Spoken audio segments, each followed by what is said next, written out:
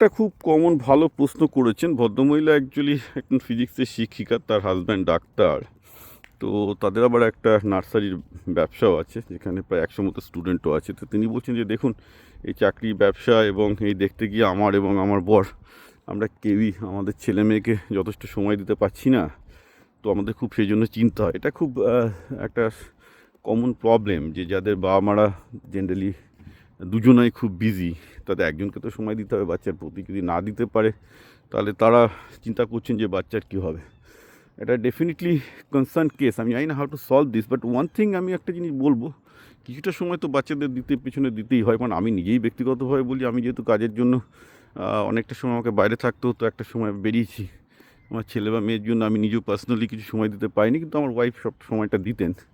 কিন্তু একটা সমস্যা যেটা দাঁড়ায়, সেটা হচ্ছে এই যে বাচ্চাদের আলটিমেটলি বাচ্চারা তো বাবা মায়ের কাছ থেকে শিখবে, সেটাই মেন ব্যাপার। এবং বাবা মারা যদি সময় দিতে না পারে, সেক্ষেত্রে একটা ফান্ডামেন্টাল প্রবলেম আছে। কিন্তু তারপরেও একটা জিনিস মানতেই হবে, আপনি যদি আধ ঘন্টা বা 45 মিনিট করে তাদেরকে যদি বেসিক দর্শনটাও দিতে পারেন, সেটা ভালো। দেখুন, আমার মাও শিক্ষিকা ছিলেন, কিন্তু মায়ের কাছ থেকে যে আমি খুব একটা বেশি শিখেছি বা করেছি তা নয়। কিন্তু মা একটা কাজ করতেন, যে যখনই দেখতেন যে আমি একটু বেলাইন হয়ে গেছি, আর কি প্রচুর খেলাধুলা করছি, এই করছি, পড়াশোনা করছি না, একটা সুন্দর করে ডায়ালগ ঝেড়ে দিতেন যে আমি কতটা প্রিভিলেজ, যে আমি কীভাবে আমার প্রিভিলেজটা নষ্ট করেছি, আর ওনাকে কী করে সংগ্রাম করে মানুষ হতে হয়েছে। বা আমি আগে বলেছি, ডক্টর রাধা বিনোদ পাল থেকে শুরু করে যারা স্বনামধন্য ব্যক্তি, বা মেঘনাথ শাহ, এরা কত কষ্টের মধ্যে মানুষ হয়েছেন, এবং প্রিভিলেজটা না পেয়েও তারা প্রিভিলেজড হয়েছেন পরে, রাইট? মানে সোজা কথা, একটা বাচ্চাকে মনে করানো যে দে শুড বি গ্রেটফুল, যে তারা কত সুবিধার মধ্যে বড় হচ্ছে। অর্থাৎ আপনাদের মতো শিক্ষিত বাবা মা পেয়েছে, টাকা পেয়েছে, অর্থ পেয়েছে, যা বই চাইছে তাই পাচ্ছে, যা রিসোর্স পাচ্ছে। তো তাকে একটা পজিটিভ চিন্তার মধ্যে আপনাকে আনতেই হবে, যে সে যে এই এতটা রিসোর্সফুলনেস, ততটা ধনী পরিবেশে বড়লোক হচ্ছে, এটা একটা ব্লেসিং। এবং এই ব্লেসিংকে সে তার ইউটিলাইজ করতে গেলে সে যদি ভোগবাদের দিকে চলে যায়, সে যদি ভাবে যে সেটাকে উপভোগ করবে, আপনাদের টাকা আছে সে উপভোগ করবে, তো আপনি গেলেন, আপনার ছেলে গেল।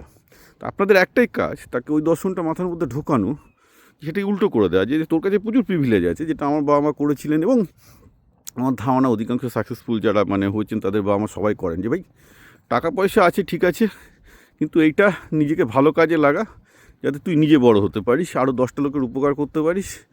এবং ভোগবাদ থেকে একটু দূরে থাকতে হবে, যাতে বোঝা যায় যে না, এইভাবে যদি টাকাটা ভুলভাল খরচ করিস হবে না। টাকা যখন পেয়েছিস, তখন সেই টাকা দিয়ে বই কেন, আরও রিসোর্স মেটেরিয়াল কেন, আরও চ্যাটজিপিটির হাই এন্ড সাবস্ক্রিপশান কেন, যাতে তুই আরও শিখতে পারবি। তাকে আরও বেশি এডুকেশন টুল কিনে দিন, বা তাকে বিভিন্ন রকম ব্যবসার জন্য টাকা দিন, যে সে গিয়ে ব্যবসা করুক, ছোটোবেলা থেকে শিখুক। So they should be a very positive thing for him, যে how to use the money properly. এবং সে যদি জানে যে কাছে টাকা আছে, এবং টাকাটা দিয়ে সে আরও জীবনে ভালো করতে পারবে, তার কাছে শিক্ষা আছে, শিক্ষাটা দিয়ে জীবনে আরও ভালো করতে পারবে, তাহলে আপনি কিন্তু অন্যরকম রেজাল্ট পাবেন।